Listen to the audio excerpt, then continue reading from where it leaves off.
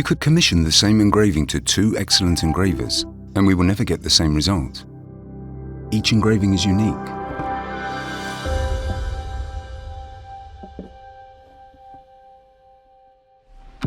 When a client comes in a boutique with a personalization request on reverso, it becomes our responsibility as manufacturer engravers to prepare the drawing.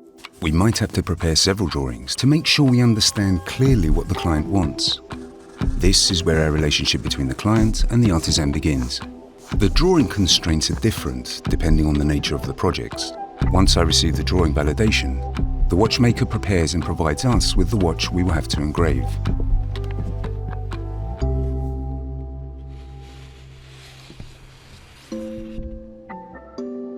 I get the polished case back of the watch, and this is where it starts. On the watch, I apply a thin layer of varnish, and I apply here the drawing that I use as a guide. It allows me to ensure everything is centered before I start drawing the big lines with a dry point. The dry point, it's kind of the engraver pen. Once the drawing is done, then comes the engraving step. Different types of engraving exist. For a line engraving, I draw something very thin with a very regular and constant line. And for the pattern engraving, I draw in volumes, like a sculptor. The lacquered engraving requires the removal of 0.2 millimeters of material to create a perfect canvas for the lacquer without risking to go through the case. Here, this is a line lacquer.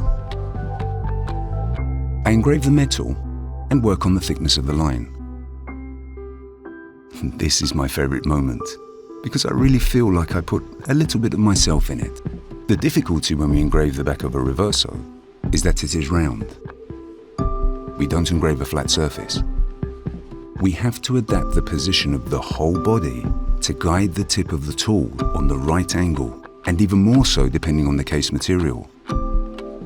Gold, platinum and steel don't have the same stiffness. Each has its own behavior. We need to be very conscious of our body, holding our breath. The final touch of an engraving is the polishing. It is a step that seems very far from the engraving craftsmanship, but it can only be completed by the engraver himself. One more time, we remove some metal during the polishing process, and we only need to do it for an extra second to ruin days of hard labor. I know the thickness of each of my lines. I know how much I can polish to give it the perfect shine and sublimate my work. This watch is an object with a high value. I know it will be kept for years and transmitted.